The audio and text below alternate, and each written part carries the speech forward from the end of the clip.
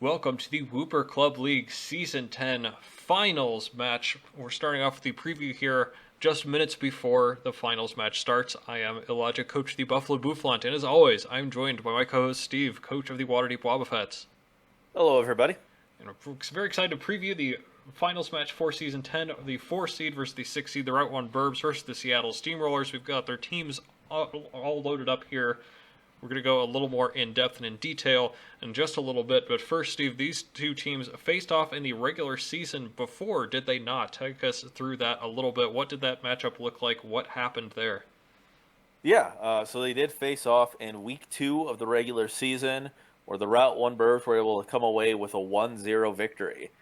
Throughout the battle, there was a lot of early hazard play and status play from both teams, lots of toxics being spread around, Eldegoss putting things to sleep, Vaporeon heel-belling to clean their things up, webs being set from both sides bringing out hazard removal, just a ton of status and hazard play. Another key note from this battle is Chad's team had 3 Pokemon that he no longer has on his team. So both of these teams had mid or late season trades. It'll be interesting to see how that affects this matchup. But all in all, Chad was able to take a little bit of a lead in the match, but was worn down to the point where Michael was able to clean it up with Sandslash Alola, hitting some key triple axles throughout, and then Lycanroc at the end to clean against a really weakened team. So all in all, it was, go ahead and check out our previous videos to see more details about it. But it was a very close match, came down to the wire, and excited to see a rematch of it in the finals. Yeah, Michael's actually had 2 rematches already against the 2 teams he lost to in the regular season, I believe. So this is the first time he has to go up against someone who he's beaten. But really, Chad has almost an entirely new team. As he said, 3 of the Mons that had come to that match are no longer on his team. He has instead supplemented his team with a small Hail Core as well as the Dredagon. So some entirely new threats for Michael to prepare for, though Michael also has the new Amara on his team. Both teams that picked up Hail or Weather in the season are the 2 teams in the finals, which is kind of crazy. You also mentioned the hazard and status game there quite a bit. We know how heavily that Chad has been relying on the hazards, especially Dredagon bringing rocks, it seems, just about every week. And of course, Michael with that Shuckle. What do you see about the hazards going on here? What do you expect to see? I mean, I know Michael has really favored hazards throughout the season. Been a big fan of Shuckle, really likes to set up the rocks and webs, and it has so much defense it can really survive, especially when receiving wishes from Vaporeon. On the side of Chad, Dredagon, you mentioned that key defensive piece that sets up rocks. So they both kind of have their key defensive members that are setting their hazards. It'll just be a question of if they come. On the side of the Steamrollers, I think Dredagon is a very likely bring, and I think he will still use that Stealth Rock, especially to keep Charizard honest with using boots instead of anything else. But on the side of the Birbs, with how many of his offensive Mons have good matchups, he might struggle to find room for the Shuckle with so many positive matchups elsewhere. So it'll be interesting to see, what he decides to bring. See if maybe he tries to find room for rocks on Lycanroc or Flygon. That Sandslash is pretty key here too. It's probably the best hazard remover in the matchup, though Klefki's Defog is pretty nice. I kind of want to go back to the Dredagon that you brought up. We've talked about it a little bit, but ever since Chad picked up the Dredagon, it seems as though his team is really driven through the Dredagon. It's one of his better pivot pieces, his only resistance to fire. Obviously, a very bulky Mon, able to use it well with Rough Skin, Rocky Helmet we've seen a little bit too, and a good amount of coverage. Doesn't need to go with Dragon moves, has things like Gunk Shot that I know he really wanted to press against Jimmy in the semifinals. Earthquake, really nice coverage. Also used Glare and such quite well. And it seems like on the other side, Michael's Mon that he's been pivoting around has been that Vaporeon. We see 0 and 5, but brought to every single match so far, and everything has run through this Vaporeon. Wish healing up Mons has been incredible, able to heal Bell up as well. Vaporeon is seemingly to be the MVP of his team, and Chad's season really turned around when he brought that Dredagon back up. What do you think of those 2 Mons kind of driving the teams forward? I definitely agree with that assessment, and it's really unique to see 2 different kind of core pieces driving the teams. On the side of the Birbs, Vaporeon is a very defensive Mon that works on supporting the other teammates. As you mentioned, curing status with Heal Bell, passing wishes, occasionally trying to, control the other team a little bit by getting some Scald Burns, maybe get some momentum with Flip Turn. but it's more of a defensive piece. Drogon, on the other hand, while it has kind of a little bit higher defenses in general, and a better defensive type, I would say, it kind of doesn't do anything else for its teammate. It's not going to pass wishes or heal statuses. It's more there as disruption for the enemy team. Setting up rocks, glare, as you mentioned, for the paralysis, chip damage through rough skin, and he's favored, stacking that with the Rocky helmet. So two different styles of kind of core pieces, and it'll be interesting to see how they match up throughout. I know against each other, Drogon hits Vaporeon's weaker defense, although generally he's been running full physical defense Vaporeon, so it's the stronger defense. Vaporeon could run some non-water attacking moves like Ice Beam, although even a burn on Drogon would be fantastic. Drogon, I don't even know if it gets it like a Thunder Punch or something. Yes, that does. So it might try and bring coverage for this, but I don't know if that would be better than just kind of bringing Dragon Stab or maybe Dragon Tail or something to kind of get Vaporeon out of there before it can successfully do its cleric duties. Be interesting to see how this matchup plays throughout the battle. Absolutely. The cleric duties are incredibly important. The toxic exchange there could be kind of crucial too, potentially.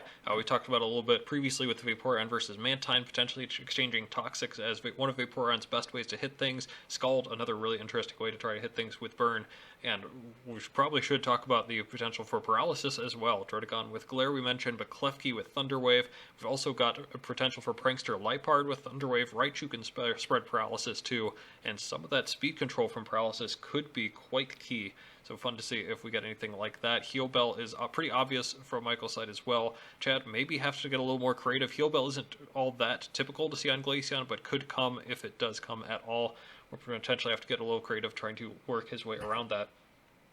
Something else we definitely need to touch on, we alluded to the Hail cores there. Of course, we've got two mons with Slush Rush here in the finals, which seems to be becoming a little more popular, but Michael has been experimenting with weather a whole lot more than that, hasn't he?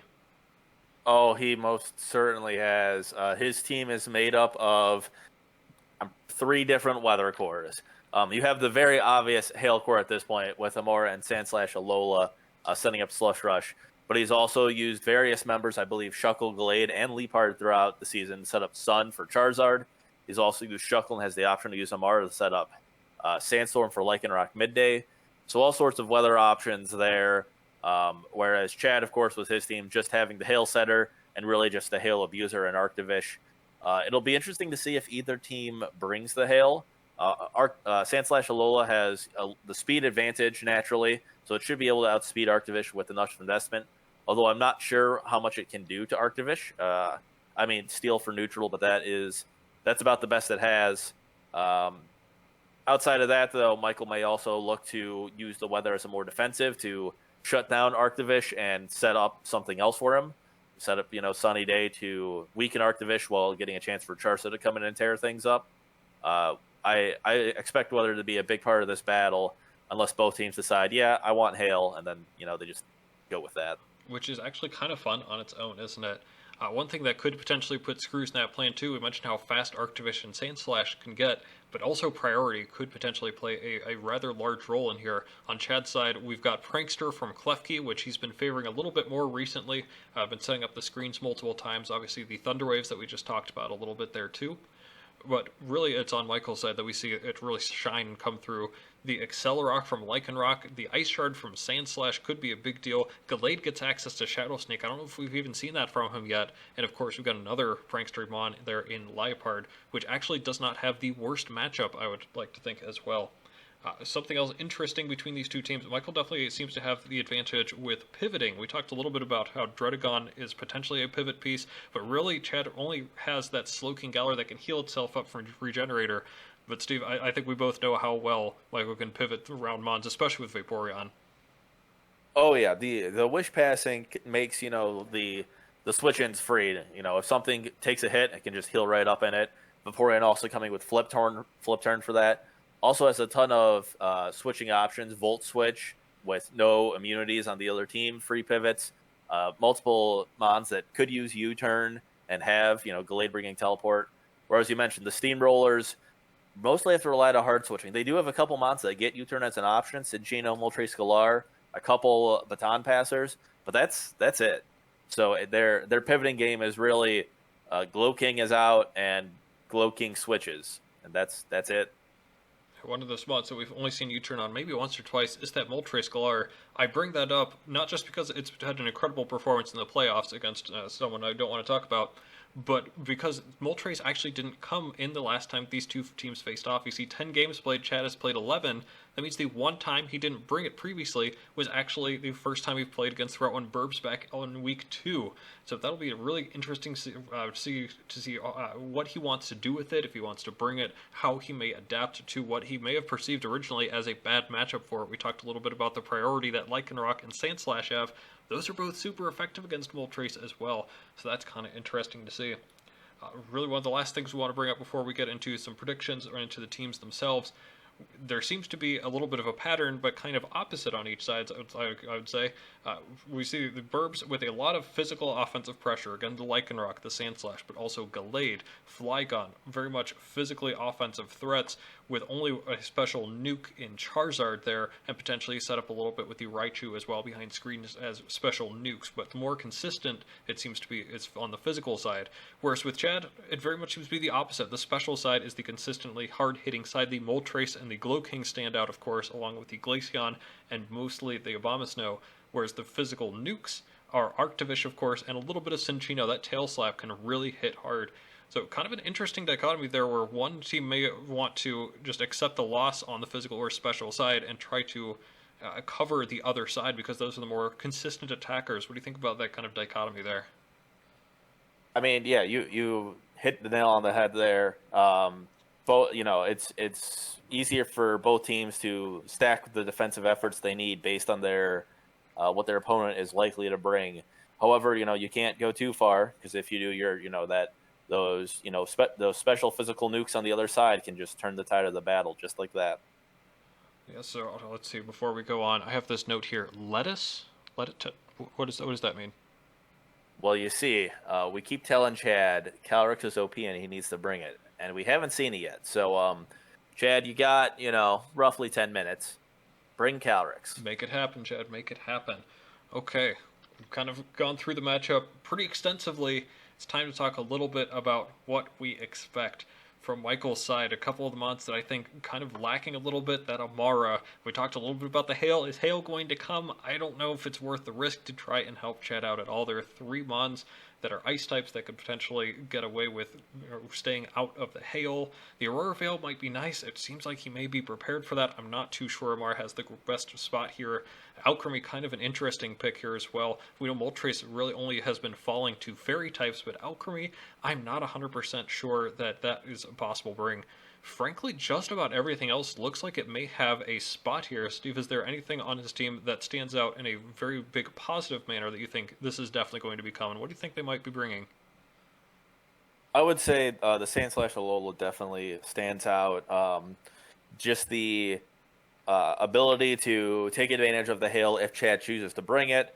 The priority Ice Shard to take out a weakened Moltres Galar if needed. I think it's a great offensive and reactive piece there. And of course the Vaporeon. Michael's really favored it.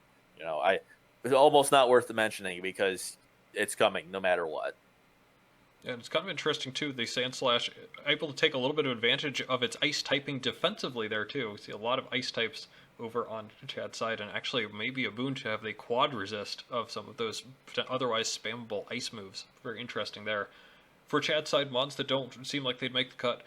Calyrex obviously coming, but aside from that, Pinsir seems a little bit iffy. It's possible that it could come. We see some really nice fighting coverage coming out against quite a few mons, but I don't know if it really fits into the overall game plan that Chad's been looking for. It's got kind of an awkward speed tier, honestly, at this point, too. Within this matchup, it's naturally outsped by a lot. And if you're going to go Scarf Pinsir, you may as well just hit just about the exact same speed tier with Arctivish and the Hail. not sure if Pinsir has the best place in this matchup. Eldegoss is actually a very interesting talking point. This came actually the first time these two faced off. We mentioned all of the potential status. Sleep Powder from Eldegoss actually came and put in quite a bit of work, along with some Leech Seed, causing a lot of different pivoting options from the Route 1 Birbs, who do not have that grass type to absorb hits there. Also potentially a Rapid Spinner, so Eldegoss, I don't know if it has the worst matchup here, but maybe the Birbs will be looking for that one more time. As for mons that you very much may want to bring, Steve, what stands out to you as being a potential wrecking ball in this matchup for the Steamrollers? I mean, you mentioned Moltres Galar earlier, and we did talk about it, but Moltres Galar can always, given the opportunity, wreak havoc. The Dark Flying Stab together are fantastic, and the ability to set up a speed boost and start going, maybe get a weakness policy in there, a berserk boost, and really just go. Michael, of course, doesn't have any resist to the combination of stabs, so there's no obvious switch. Of course, there can be special walls or playing around with priority, so there's definitely things Chad will have to look out for with it. But I think the bird, if it comes, can really be a dominant force, especially in the late game. Definitely, and I just want to give another shout out to that Glow King, which actually has 15 KOs on the season.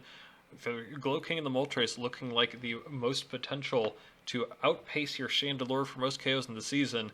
I think if you were to back a horse, I think you'd be backing any of Michael's. I don't know if he has a horse for Calyrex to ride there, but potentially keeping the Glow King and the Moltres Galar under wraps so that Chandelure can come out the KO leader may be what you're looking for in this matchup. So that's kind of a general overview of what we've been looking at here.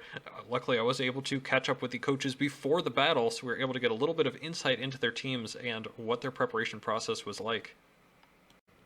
And first off, we have Chad, nice enough to join us here, coach the Seattle Steamrollers. Thank you, Chad. Yep. This is, of course, one of the more seasoned coaches of the league. This is your 7th finals appearance in 10 seasons. Isn't that kind of crazy? Only one win to show for it so far, though. Yeah, no, I mean, I honestly, I think a lot of the earlier seasons were quite a bit less competitive than the more recent ones. The thing that I think is kind of impressive about me is I've been in the last 3 singles finals, and I think I was, I won one. I lost the second one pretty much at matchup due to just some poor team building, I would say. And then this one, I'm obviously hoping is competitive. Again, obviously, it's kind of impressive from a stat standpoint that I was in a lot of the earlier ones, but I really think looking at the most recent seasons too, that's also fairly impressive. Absolutely. It's kind of nice to see you and Elfels and Steve a little bit kind of catch up to me in the overall standings, because I think we should be putting a little more emphasis on recent seasons for sure. And speaking of recency, within the season itself, the big thing we have to talk about with the season, 2-2 kind of struggling a little bit, and you've had a plethora of transactions, still end up finishing 4-4, because it took a little bit to kind of catch on. But these were kind of interesting, I guess. First, talk to me a little bit about the months you ended up dropping. Tauros was a first-round pick. Rhydon also brought multiple times with it. And Araquanid was a tier 100 for your team, too, and you ended up dropping all 3 of those. What was the mindset behind those moves? So let me start with Rhydon first. So I really wanted to like Rhydon in Rhyperior before, and honestly, they've always disappointed, like, just to be blunt. Like, it's just the 4x water and grass weakness is just so hard to work around. And was it the worst mon? No, but I think when you look at it as a SteveChuck versus, like, Drodagon, which is what I essentially picked up with it, I think that's kind of, a pretty significant improvement. It's like Drodagon, I brought to finish all my matches, and it's done a lot of work. In terms of like Tauros, I definitely I kind of had to eat my own words with the Tauros type. I still don't think Tauros is bad. It was just very redundant with Cincino, and I think the lack of pivoting, hurt it pretty badly. And it was also a bit frailer than I probably would have liked. It can sort of function as a cleaner, but I already have like Moltres Galar for that. And then Araquanid, I didn't really hate Araquanid, but I also didn't really love it. I think I just needed the points to pick up the Hail Core, which I think has worked out relatively well for me. Again, I think it was just one of those where, I mean, I know in the review you've talked about a lot of people's who had their 100-point mons that weren't quite hacking it, and I think Araquanid, nothing really wrong with it. It just wasn't quite hacking it for me, so. Absolutely. Yeah. You mentioned pick up the Hail Core, which we'll talk about in a little bit. We only see one part of that here, but it sure seems like Drodagon's been a little more key to you, I would like to say. After you made your transactions, did a little research here, I saw Bombsnow as O-Code on turn 1 in its first appearance, actually almost dropped to the last place team there, and the very next week you really got outmaneuvered by the Close Combat Club, a little trouble with some screens and identification of opposing mons, and yet here you are in the finals. I really think a lot of this, sure, the Hail Core has been impactful, but it really seems to be a lot of play around Dredagon and kind of better preparation overall. What do you think about the strong end to your season here so far over the last couple of weeks? Yeah, so I mean, I think this is a lot of people like this, and maybe I'm just the most open about it, is that I definitely kind of vary the amount of preparation that I put into my matches and stuff. And obviously for the playoffs, I kind of go full try-hard mode. I will say kind of like after my season got off disappointing, it definitely, kind of kills your motivation to a certain extent. I think it's like, like I kind of didn't really see myself getting the first round bye, and I was like, you know what, I'll just kind of have some fun with these matches, maybe do some prep. And obviously that can kind of come in the wrong, which is like, oh, if I would have prepped more, I would have done better. But I think if you look at my playoff performance, I think it's pretty clear that if I put in the time, I can do pretty well in some matches. So absolutely, it seems to be a better indicator of everything. And for overall, from what I've seen, it looks like your biggest strength in the back half of the season has been just your willingness to stay in and click buttons at times. I know you put out a recent video about your semifinals match, and in there you kind of mentioned, hey, the one misplay was just kind of staying in there and getting the Fiery Wrath chip off on Lapras that would have helped Bomb Snow survive. But that definitely seems to be your style. I know you've talked a little bit to me about how you love just getting that little bit of chip on there, whether it's for something to sweep or just something to poke holes in the team.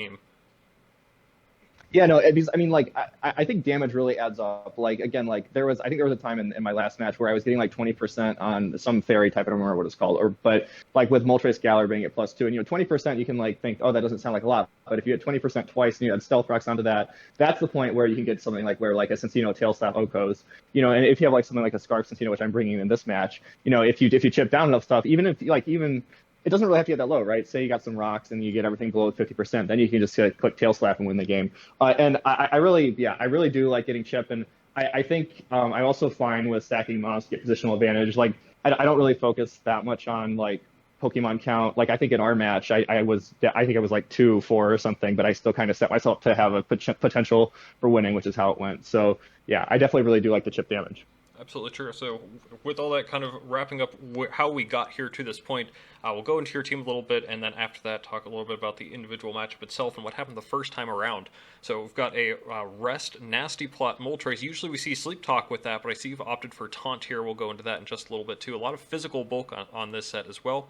The Slowking opting for the Shuckaberry this time, Calm Mind and Slack Off 2 attacks with max physical defense again there. Really interesting choice. Scarf Cinccino, I really like this idea. I see a lot of speed investment there, potentially trying to outspeed another potential Scarf that could be coming. We'll see if maybe we find that. The Klefki, again, Leftovers. This has been definitely the set you've preferred the most, although I see Spikes on here over T-Wave, so that'll be very interesting to talk about a little bit. The Dredagon we've talked about. Again, this has been a huge key mod for you. No Dragon move on it, but instead got the Slide Quake coverage. Another Taunt user, too, which is really interesting. Maybe a little bit of prep for the Shuckle. And, of course, Arctivish can decimate that Shuckle, setting up its own Hail this time, which is very interesting. So overall, I think we're going to have to start at the top with that Moltres. We've seen you've really only had problems with fairy types for Moltres. Otherwise, it's really ripped through teams quite often. Didn't bring it last time against Michael either. What went into this set? So this set is it's not really going so much for being a sweeper. It's more going for a hard stop for Vaporeon and Shuckle, because honestly, I'm mostly worried about Vaporeon with the team. And you'll notice kind of on my team in general, I didn't really bring any paralysis, which is something I favor before, because he's pretty much run Heal Bell Vaporeon every week as far as I can tell, or a lot of the weeks. And like this can just taunt it. Because to me, there's like two ways you can break through walls. You can set up and kill them, or you can taunt them so they can't recover and you can kill them. So like this one, I'm going for more like taunting them so they can't recover and being able to kill it. I'm still a little fiddling with this set, but I definitely see this more as a stop to Vaporeon and Shuckle. I honestly may have overprepared for Vaporeon and Shuckle, but I definitely see that as being the way that I can kind of lose the game. And then yeah, like I'm kind of fiddling with this. Like I might run like a Chesto Berry. I might. I might drop Nasty Plot for something.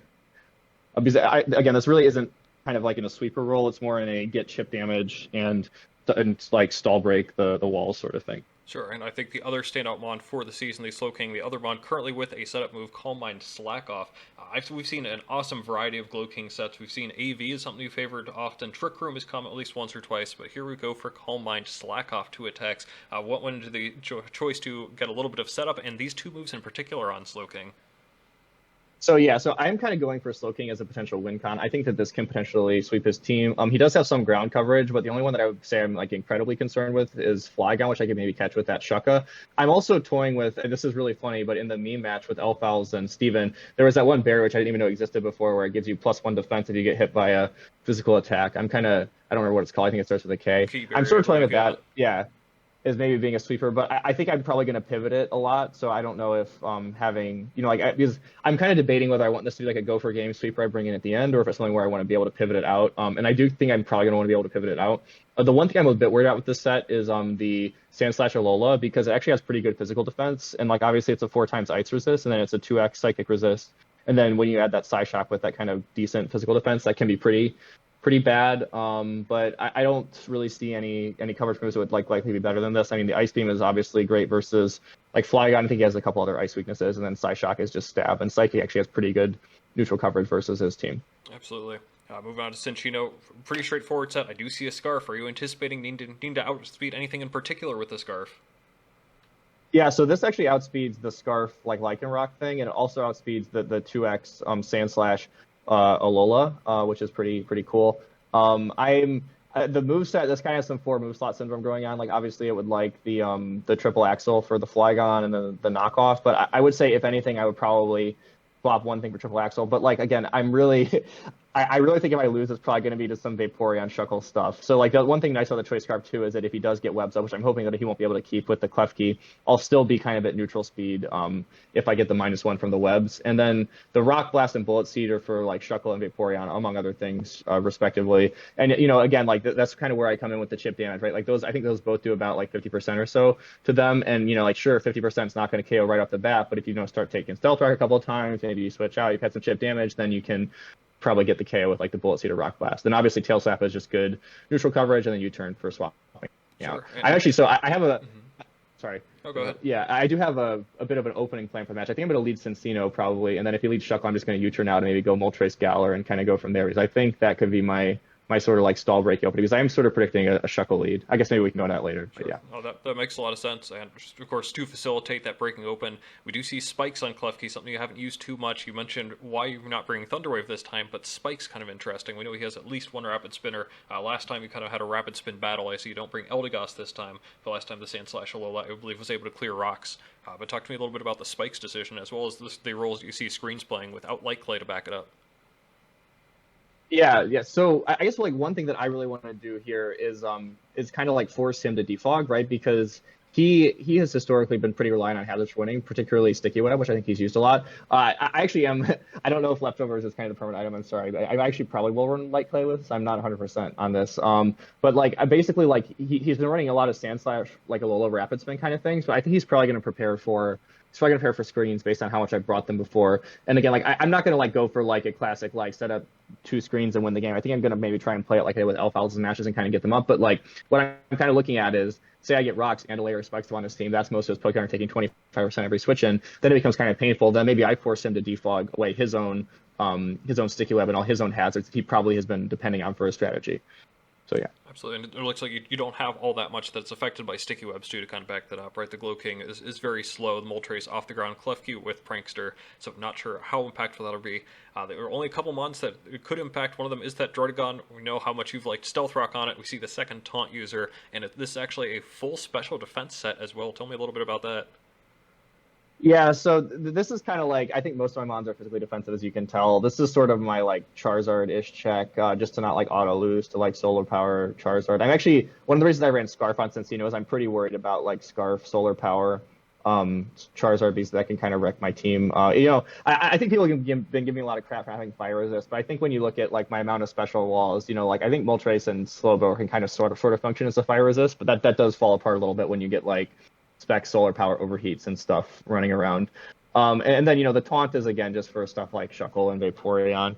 And then the Rock Slide is for, like Charizard and stuff, and then Earthquake's neutral coverage. Yeah, I'm honestly, like, I could see myself swapping out the Taunt here, but this is definitely just trying to a special wall that's, relatively strong. Absolutely. We've seen how well things like Moltres and Slowking have handled Rising Voltage. We actually saw Glowking in your previous matchup take only 21% from a Scorching Sands from Charizard. We'll kind of see if that's able to break through or not this time. We see Drotagon as a nice check. And finally, Arctivish is here by itself. Doesn't have its Hail Buddy, but it is able to set up its own Hail. Substitute is something I really like on Arctivish too. Why did you decide to bring Arctivish this time? You haven't brought it throughout the rest of the playoffs, I believe, or at least not the last couple matches. Yeah, so he also has Hail on this team. I'm honestly not expecting him to predict Hail because I kind of expect he'll predict me to bring Hail. But, if he does bring Hail, good for me because he has that weird thing that I don't know, it starts with an A. But, yeah, so, the Vicious Ren is obviously great versus Shuck. I think it's pretty good neutral coverage besides the Vaporeon. And I'm kind of counting on, again, my Moltres Galar to be able to handle the Vaporeon. The one thing with Vaporeon I'm also worried about is Roar, because I could predict a Roar set. For instance, normally, something like Glow King would be a good Vaporeon stop because I could just Calm Mind in front of it. But if he can roar me out, that's obviously unfortunate. The Psychic Fangs is I could see him trying to bring a Roar Veil or something, and obviously Psychic Fangs is pretty good for removing the screens. Obviously, Vicious Ren is spammable, and then Substitute is kind of just free sub up. So, yeah. Absolutely. It seems like a pretty well-rounded team. I kind of want to go a little bit into what happened the last time we faced off. That was back in week 2, so obviously you did not have this potent Hail Core or Drotagon available. Similarly, last time we know that Michael had brought the Charizard, Vaporeon, Shuckle, Lycanroc, Sandslash, and Flygon. What do you think, or what are you expecting from him overall? We talked a little about the lead matchup as well. What are some of the big threats? You talked about Vaporeon a little bit too that you may be expecting to see. Yeah, so honestly, Vaporeon's a huge wish passer, and that's kind of the role that I'm most worried about it with. It's also a toxic user, but I think I have some decent toxic absorbers in Slowking, Galar, Moltres, and Klefki.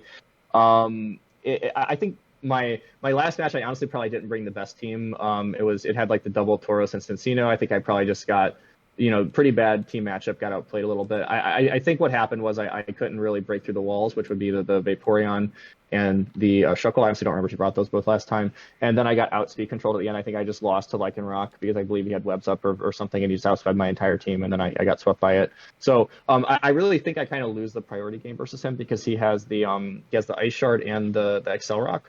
So I'm not really that worried about speed control. The Cincino is just kind of there. But for instance, I wouldn't really, one of the reasons I didn't bring an Agility Moltres Galar set is he has 2 essentially pretty strong, super effective priority options. So I don't think going for a speedy sweep option at the end is necessarily the best move for me. Yeah, that makes a lot of sense. The only other notes I really have for the match were Dragon Dance Flygon, as well as the Lycanroc and the Sandslash offense cleaning up at the end, which you've kind of already touched on considering the speed element that was inherent to all of those as well. Do you think you'll be able to break through those, and do you think you have the proper checks to those this time around?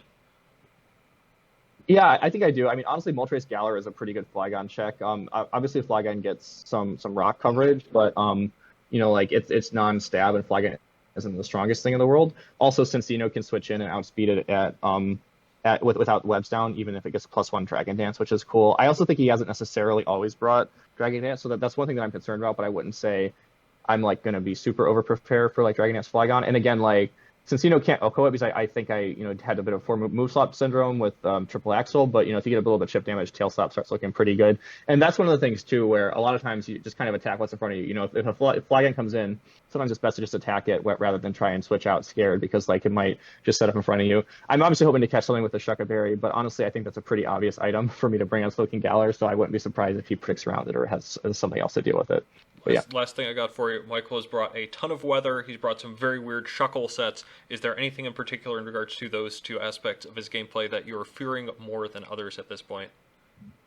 So I honestly think the taunt is pretty much a hard stop to the Shuckle. I am somewhat fearing the weird weather in the form of sun. I was actually considering bringing prankster rain dance on Klefki to shut down because I don't think he can really benefit anything from rain unless he runs some really janky Hurricane Charizard set, which I don't know why he would do that unless he's just memeing it. And I feel like people generally don't meme in the finals. I thought about bringing some crazy stuff, but honestly, I think I have a good enough team, and I think I'm good enough that I can just straight up outplay. You know what I mean? Not to be rude. So I'd rather just go for kind of a straight up win than try and catch somebody with something really janky. You know what I mean? Absolutely. This was Chad, coach of the Seattle Steamrollers. We will see you in the finals. Thank you for your time. Let's move on to the Route 1 Birbs and see what they have prepared. And also joining me is Michael, coach of the Route 1 Birbs, our other finalist. First time here. Good to have you on. It is good to be here. Now, we kind of have to talk about this a little bit. Obviously, with Chad, we talked much more about his in-season transactions, but you also had a single transaction. Strangely enough, the two teams that picked up Hale are the two facing off in the finals. What did that little pickup of the 20-point Amara do for you? It did more than I thought it would. Aurora Veil is such a strong option, but more than that, it increased my weather cores by 50%, which really just adds so much to what people have to prepare for. I know in my Week 8 battle against Elf Owls that I won that partially because he said he was preparing for Hail, and I just went with Banded Ice Shard. So definitely it just made my team that much trickier. Just purely having a 20-point Mon on your roster is suddenly making people think that's insane value for 20 points. Absolutely, even brought in the playoffs too, which we'll go over that in just a moment. However, I do want to talk about one thing that's really defined your season, and that has been quite a bit of luck on both the positive and negative side. On the positive side, we've seen a lot of Focus Blast hits coming from you. We saw 2 to KO Exeggutor in Week 4 from the Raichu, another 2 consecutively to KO the Magneton in Week 5 from Raichu, another 2 to KO Licky Licky in the semis, which could have been a very impactful swing there potentially. But we also saw that your only 2 losses of the season potentially coming from key misses from Lycanroc, that Stone Edge, which we've talked about in the power rankings several times in Week 1, that Stone Edge miss, and the +4 Fire Fang onto a Scavalier that also did not take that out. Would have been whole lot closer. Not sure if that was the deciding moment or not, but there's been a lot of hacks both for and against you. What do you think about how your team has performed with taking all that into consideration? I mean, that's definitely intentional. I think I think one of it's kind of like you said, it's a strength and a weakness. I think of myself as a coach in the league is that I think I am the coach most willing to throw the game on a roll.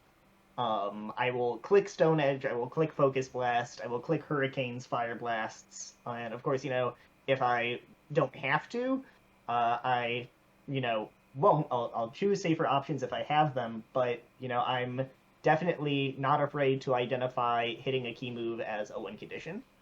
And sometimes those key moves aren't those low accuracy moves. There's some bizarre stuff coming mainly from the Shuckle. This really seems to be a big standout for you. Power Swap, Bulldoze. We've seen multiple weathers from it too. What's up with the Shuckle? We seem to have favored this quite a bit for a 40-point Mon, though I suppose it does have usage even in OU. Shuckle has definitely been an amazing performer this season and probably one of my favorite Mons on the team just because who thought it could be this versatile? It's done so many different crazy wacky sets, and I always love to bring something a little out of left field to catch my opponents off guard, and Shuckle is so ripe for that because everyone just thinks, well, it sets up hazards and I should taunt it. But you can really choosing when you actually need to set up hazards or statuses and which ones those are really lets you get key knockoffs, speed control with the Bulldoze. It lets you actually do way more than people think it does. Absolutely. I think we saw a match where it got knockoff on 5 of the opponent's Mons, which was just incredible. However, It really seems like the central key piece that has caused a lot of your matches to end up going quite a bit longer than others is, of course, that Vaporeon. We've noticed that you tend to have much longer matches with this, multiple matches going past 70 turns even. It sure seems like that has been kind of the central focus there. It's really only when something like we saw in Week 6, I believe, with the Exeggutor, and Week 4 with the Exeggutor, where that was able to Leaf Storm it. It's only in times like that, really, where it seems like you get into trouble when that suddenly goes down. Talk about the Vaporeon, and we'll go over in a little bit, but it seems to have a little bit of Bouffalant slot syndrome too, which you seem to have handled quite well, picking the proper 4 moves on it. It definitely has that, and it is 100% been glue that has been holding the team together all season. Although I do pride myself with the Exeggutor taking it down and the letting it go down early to Elf Owls. I certainly can play without it, but my team is heavily built around positioning, and Vaporeon is what lets me stall out until I can finally find the right positioning to let some of my big breakers do it. I really liked seeing the Vaporeon, which is with that high HP, able to go into, I think, particularly my favorite was the Shuckle, able to go into that over and over again and basically heal it up to full health every time you're able to go into that, which is so much fun to see. Last thing, it really is. Like, it's already such a defensive wall, now get its HP back up. Disgusting. Last thing I want to touch on a little bit before we go into the finals, in the last couple of matches, they were actually both rematches as well. We saw that in the quarterfinals, you end up bringing the Hail Core, which we touched on Amara just a little bit in the Psyducks rematch, and then against the Wobbuffets, you chose the Liepard and the Shuckle over top of the Flygon and Raichu. That's actually twice now in a rematch that you haven't brought the Flygon, and we'll talk about it again. That's actually a third straight time. Talk about some of the different kinds of prep you've had to do facing teams for a second time. I've talked with Steve a lot about how the most difficult match in Draft League is the rematch in which you win, which suddenly you're having to do over and over again. I 100% have been feeling that in the playoffs here. I think one of the advantages of my team is that I originally thought was a poor draft on my part, because so many of my Pokemon shared similar roles. I have a lot of, fast breakers and sweepers, especially on the physical side.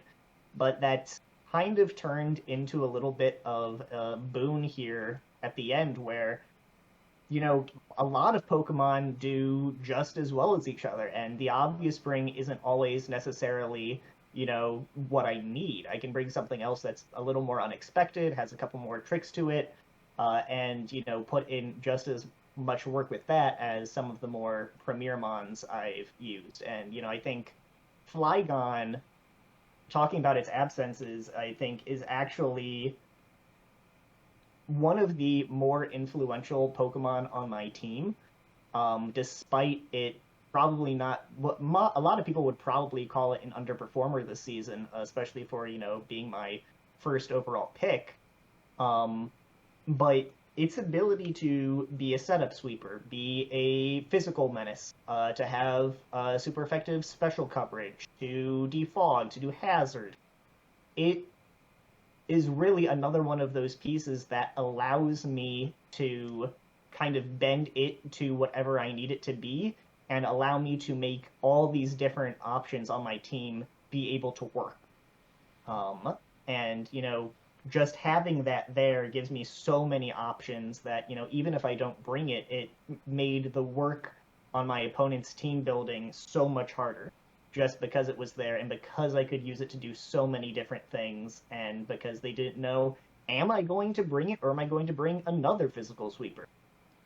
Definitely true. We've talked a little bit about in the quarterfinals, semifinals recap, a lot of the teams that fell out had a 100-point one that kind of underperformed, but I think your way around it is not just sometimes not or being willing to not bring it, but also having that versatility in there, which definitely adds another element of surprise, which, as you've said over and over, is, I think, overall the big strength of the team. With that said, though, it's time to shine a little bit of light on what you're planning on bringing here to the finals. We see the Assault Vest Gallade here with a good amount of speed as well. Close Combat, Brick Break, Earthquake, and Knockoff are the current moves there right now. Got a Choice Scarf Lycanroc, very interesting set here. Choice Scarf with the Accelerock, but also backing, of course, Stone Edge Drill Run for that coverage as well as Close Combat. We've got another Assault Vest user, the Sandslash Alola, currently packing that Ice Shard, Rapid Spin, Iron Head, Earthquake. Really solid coverage overall there, plus the hazard control. It's the Vaporeon again, the four moves you've chosen, the Wish Protect, Heal Bell, and Scald. We've seen a little bit of some of that status from Chad, so very interesting there. Choice Specs on the Zard for going the possible boots just to go all in on Power, Flamethrower, or Fire Blast. Again, going a little bit into which one of those you want to pick at any given time. Air Slash and the Emergency Defog just in case.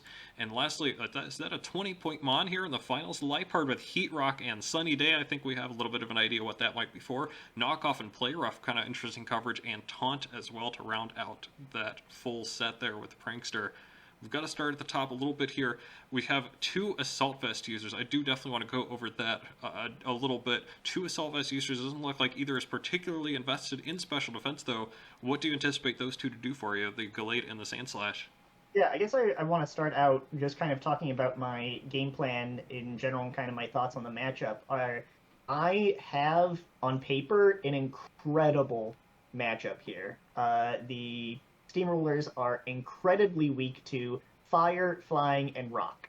And Charizard and Lycanroc have been my, absolute monsters all season. So I really think that I'm going to be playing from a position of advantage here. So I built this team basically around not letting my opponent take the momentum for me or build up too much to where the swing really goes back in his favor and I'm not able to come back. So talking about the Assault Vest, looking at his team, probably the some of the biggest threats on his team are Klefki, Slowking Galar, Moltres, and the Cinccino.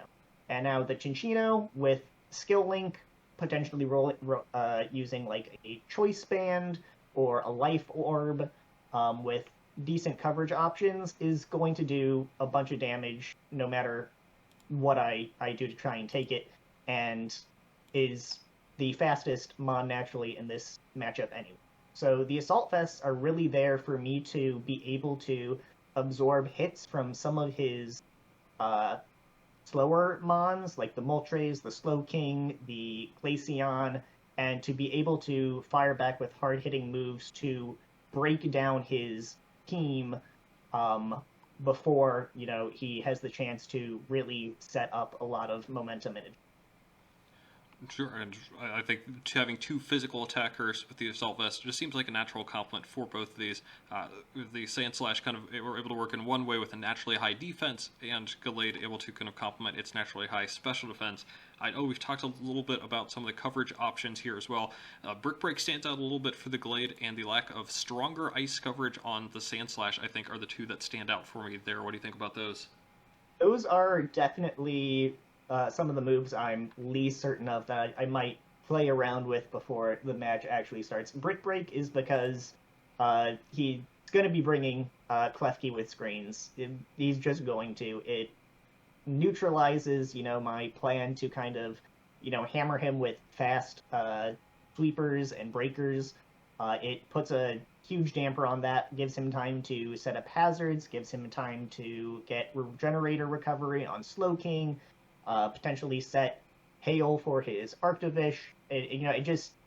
He probably wins a drawn out battle, and so I need to have ways to really try and prevent him from setting that up. So Brick Break is there to do decent damage to the Klefki or anything else, and to open up his defenses again.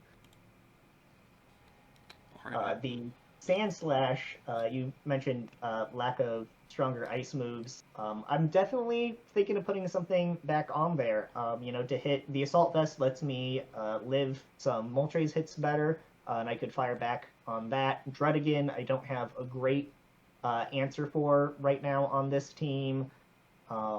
It's the Eldegoss is also something that, like a triple axle or something would definitely help with. But I'm really, toying with Ice Shard is important for hitting a lot of things that are faster than me. Iron Head hits the ice types. Earthquake hits the Slowking and Klefki, and Rapid Spin, he starts stacking spikes and rocks and stuff. Having a way to get rid of those is going to be important. So this is what we're going with right now, but it could change up. Absolutely. That Eldegoss that I believe actually came last time, even though it's not something Chad has particularly favored. Before we get into that offensive core, I kind of want to get to some of these support pieces here. That Vaporeon, the 4 moves he decided on, Wish, Protect, Heal Bell, and Scald. How do you feel about those decisions? I know there are probably a couple others. Flip Turn really stands out as a possible option too.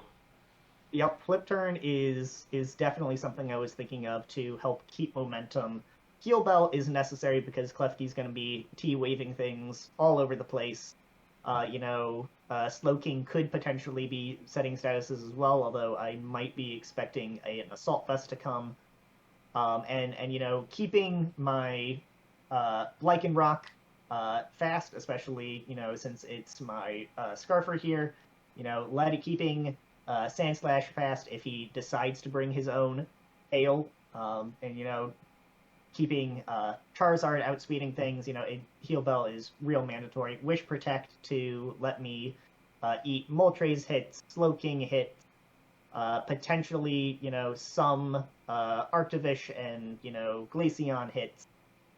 Wish Protect is just pretty necessary to keep Orion alive. And then Scald is here for chip damage and fishing for burns on some of his bulkier things like the Klefki and the Slowking to help me break through them faster.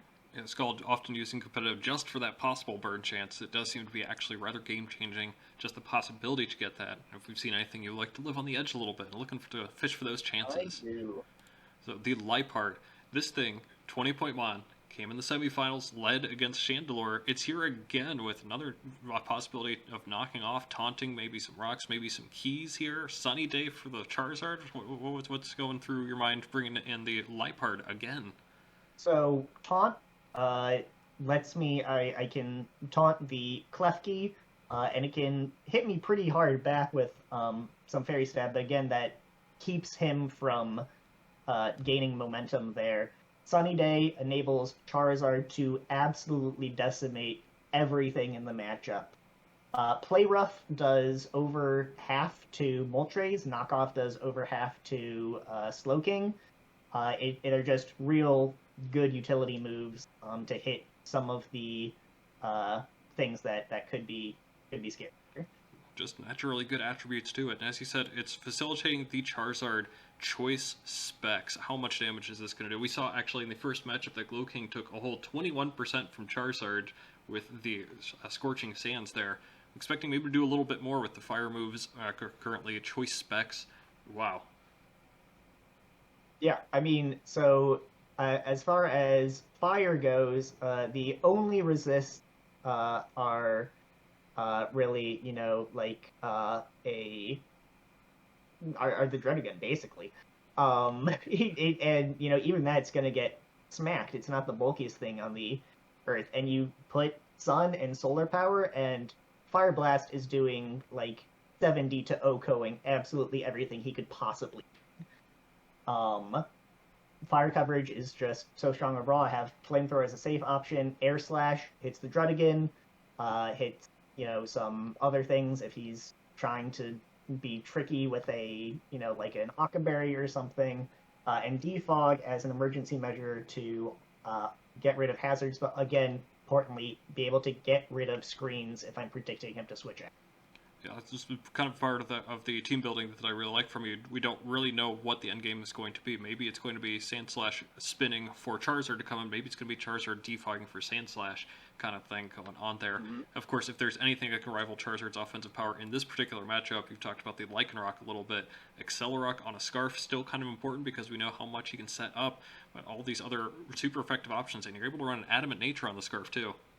Yeah, so this is EV'd to outspeed Arctovish in Hail, and also made sure to outspeed it still naturally if I get Thunder Waved. The Accelerock is there for potential Scarf Chinchino as well as Moltres with an Agility up. And then aside from that, Rock hits everything almost as hard as Fire does. So Stone Edge absolutely crushes things. Close Combat, doesn't have a chance to miss and still hits all of the Ice types as well as the Klefki neutrally. Drill Run demolishes the Klefki and the Slowking while having a chance to crit through screens. So it's pretty self-explanatory. A lot of the sets here. I think that part of the reason I struggled with the matchup is there were so many things that just seemed too good not to bring straight forward that it could be something that my opponent easily prepares for, but they just go burr. They just do. Of course, there is a big difference for this time as opposed to your last matchup against Chad in week 2. The last time he brought a monster that included the Tauros, the Rhydon, and the Araquanid, all of which are gone, plus potentially the Eldegoss, which is kind of a lower point one. We don't really know if that's going to be coming in there. Chad's changed up a lot of his team, quite a bit of his playstyle, and we also have the difference of both of you having Hail now too. What kinds of differences are you expecting compared to last time? So it definitely is going to be a much trickier matchup. He definitely brought mons before that were fairly exploitable. And this time he's, kind of only got gas to bring. He could potentially bring Hail. If he does, I would expect it more as a counter to a potential sun or sand offense on my side. Just the ability to reset the Hail, but I do have the faster Flush Rush user, so Arctivish isn't necessarily, going to have free reign in Hail, although, Vicious Rend also goes Burr, so, who knows. But definitely, he loves his Cinccino. I'm expecting that. Moltres has been a good performer. I'm expecting that, even if it doesn't have, the greatest type matchup. Its ability to eat an Accelerock or an Ice Shard and activate a weakness policy is great. Klefki's coming. Slowking's coming. I think really the question is, what ways is he going to try to neutralize and deal with the kind of key obvious threats that I'll be bringing with some of his trickier mons like the Klefki and the Slowking. Potentially a Glaceon with, it can run Heal Bell, it can run Wish, could run Specs Freeze Dry to crush Vaporeon. He's got a lot of options for how he wants to go about it, and I just need to really, I just need to keep ahead of him so that he doesn't have too much time to use any of those tricks. Absolutely, and I like some of the synergy here with the Wish plus the Assault Vest. Assault Vest means you can't heal up, but Wish obviously can do that. The priority seems to be all in order here, too. That's the last thing that I want to touch on. It seems like the most difficult thing for a lot of people to catch on to in order to beat Chat here has been kind of the setup, as well as some of those mods, especially the Glow King, just kind of sitting there and clicking buttons. For those couple of bulky mods, for the stuff setting up, for the ones that are just sitting there clicking buttons, what's your overall game plan and strategy for them? My game plan is to just have pieces that he doesn't feel comfortable having the time to do that. If I can keep screens away, it's going to do a huge amount. My ability, Sun Boosted Charizard, things can't just stay in and click button. Earthquake from like a Sand Slash or a Gallade or a Drill Run from my Lycanroc is doing easily over half to especially defensive Slowking Galar. It's just not giving him the opportunity to just sit there and click buttons or set up with like the Moltres, which is part of the reason why I didn't bring Shuckle, even though we talked about it, so favorably earlier. This team is really built around not giving him the chance to really rely on some of the bulk and status and hazards and stuff. Just punish him for taking the time to click all those. A lot of pressure coming out from the Route 1 Birbs in their finals debut. Thank you for joining me on this journey here, Michael. Let's see how everything plays out in the actual finals match. And here we are at the finals, showing the end screen first, because we kind of want to get this out of the way a little bit, so if we actually talk about the match itself, we're not tiptoeing around the actual result. This is it. Route 1 Birbs take it 1-0 over the Seattle Steamrollers in their finals debut. I am joined by everybody who is normally involved here. Steve is back, as well as each of the coaches as well, here to talk us through the match itself, which honestly was one of the more exciting, definitely one of the closest finals matches we've had in 10 seasons of the Wooper Club League. So we want to go right back to the beginning. Resetting here, Steve, I was the one who conducted the interviews. You didn't really have a chance to go in there. What about the mons that came surprised you the most? What were you expecting to see, or what surprises came to you from just the team preview?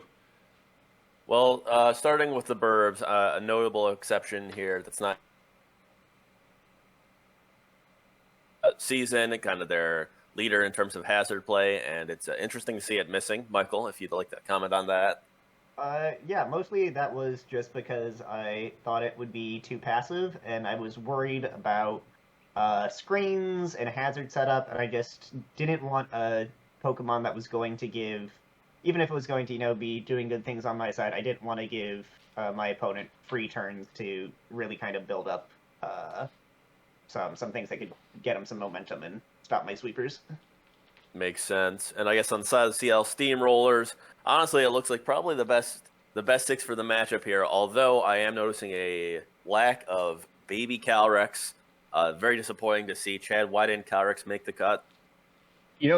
Steve, I actually don't think Calyrex is like that bad. I think it's really its move pool that holds it back, because honestly its stats aren't horrible. It has I think 100 HP and 80s flat, and it would have been a good surprise thing in this match. But honestly, it was another fire and ice weakness, and I was kind of worried about the Charizard and Sandslash for good reason, as it turns out, and it just didn't seem like it would be a good fit. Big surprise there that would not fit. As we get into the actual match here, we're going to see what the leads are, and it is the Moltres Galar and the Sandslash Alola. We'll kind of start with, I guess, with Chad here. What was the thought of bringing the Moltres out at the beginning of the match? Yeah, so I thought Moltres had a pretty good matchup versus most of his team, and I obviously wasn't expecting the Sandslash. I was kind of thinking he was probably going to save the Sandslash because I think it's a decent sweeper. I wasn't really thinking he was going to lead anything specific. It was just more like maybe he would lead Liepard or something like that, and the Moltres would be a good matchup versus it. I am going to kind of just do my sort of stay in and attack it thing here, though. I don't, just because that's kind of my go-to. But yeah. It's a bit risky, especially since Michael, your lead seems to be almost like a decent counter matchup against a couple of possible leads. What do you think? Yeah, so I went Sandslash because I was worried about 2 potential leads. The Druddigon to just immediately set rocks, which my team does not like, particularly Charizard, and the Chinchino for just, immediately hitting something hard with Skill Link, or more likely just a fast U-turn, and Sandslash would be able to take a hit, give me information on his item, and get some Ice Shard chip in return. But then, I was pretty happy to see the Moltres, because my plan is just to go for Icicle Crash to bring it into Ice Shard range the next time. Absolutely. Yeah.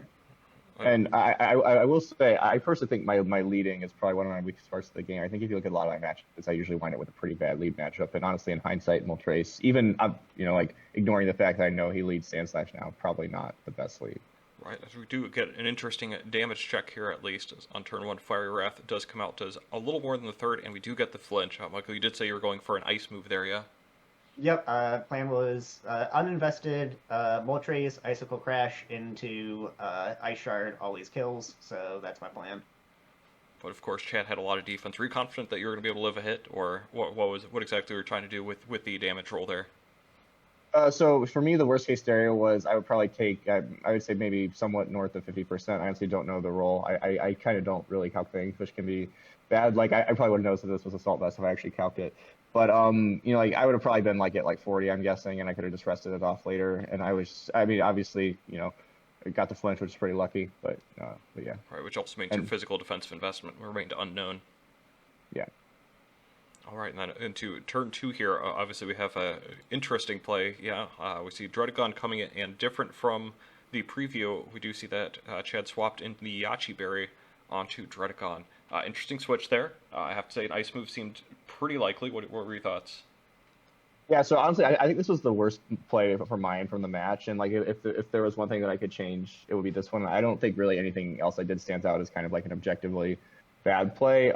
I just kind of got in my head with predictions, he's probably going to predict that I'm going to switch, so he's probably, going to do rocks or something, and then I could get the EQ next turn. I think the switch to Klefki to set up screens was very safe here, or even a switch to Arctovish, kind of banking on either a non-stab rock move being fairly weak or him not having a rock move and just being able to kind of wall break through it would have been a lot better. Because I think down the line, this pretty much, it's kind of hard to say what would have been, because this is just, it's very all hypothetical. But I would say that it would be very likely that I would be able to get rocks up later if I didn't kind of waste my Druddigon, so to speak, here, which I think would have been a pretty big difference maker in the match. And Michael, no reason to do much else than just continue to click buttons, yeah? Yeah, I'm not concerned about the Fiery Wraths. Vaporeon can pass a wish later, and, it's just good damage, and, It's honestly even better damage than I wanted because Druddigan was something that I was pretty, I won't say unprepared for, but I knew that I didn't have great answers to it, and I was really scared of it getting up rocks. It's pretty interesting to see what I would assume to be kind of the two mons that I think you were each probably the least prepared for up against each other turn 2 already, which is pretty nice there. In turn 3, see Chad does kind of correct that mistake, goes right over into the Klefki. Probably a little bit of a damage check there. Any comments on this turn? Yeah.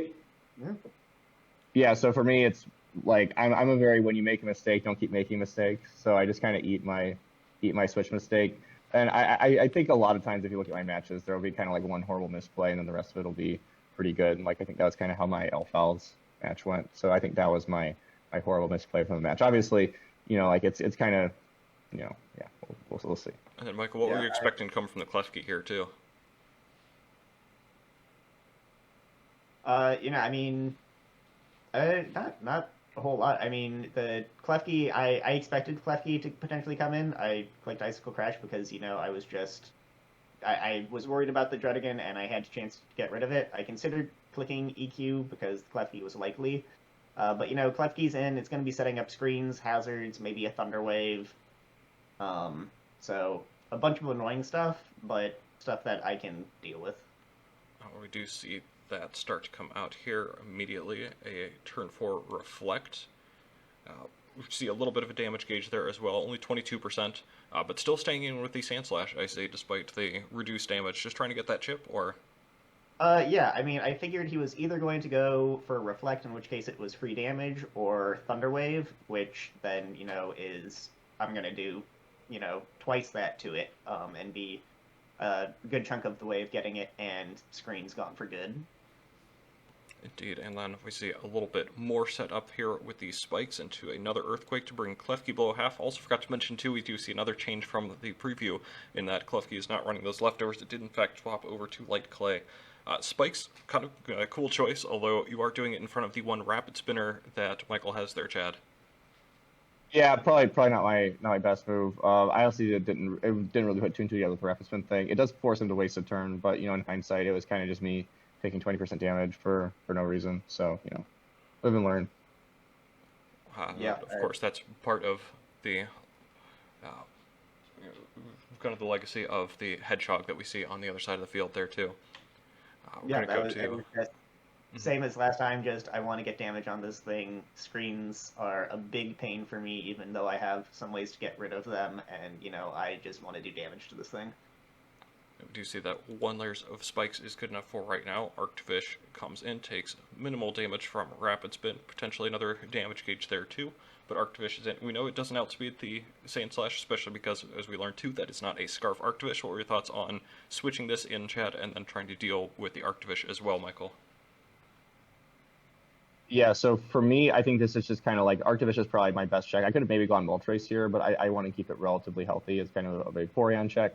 I think I'm just going to fish his Rin here. He could obviously go Vaporeon, but I don't see a point in overpredicting. And, Vaporeon's already at full HP, so the Water Absorb isn't really a big deal, and I could just go Moltres as a hard stop to Vaporeon if he ever switches into it. And, I don't see the point in setting up a substitute because it's just, 25% health, and Vaporeon would be like a hard ball to this, even with a sub-focus. Yeah, and I mean, I see it come in. I Rapid Spin because I expected some kind of switch, and getting the speed boost and rid of the spikes at the same time was nice. But then I see this here, and my immediate thought is that, he's probably, scarfed to, he doesn't have hail. Scarfish's friend is solid. I still have speed now, so I'm not super scared of that, and, I'm pretty physically bulky, so I'm just gonna scout here, get a little bit of chip, and see what his plan is. Yeah, that extra speed potentially coming in handy there to ease the prediction a little bit.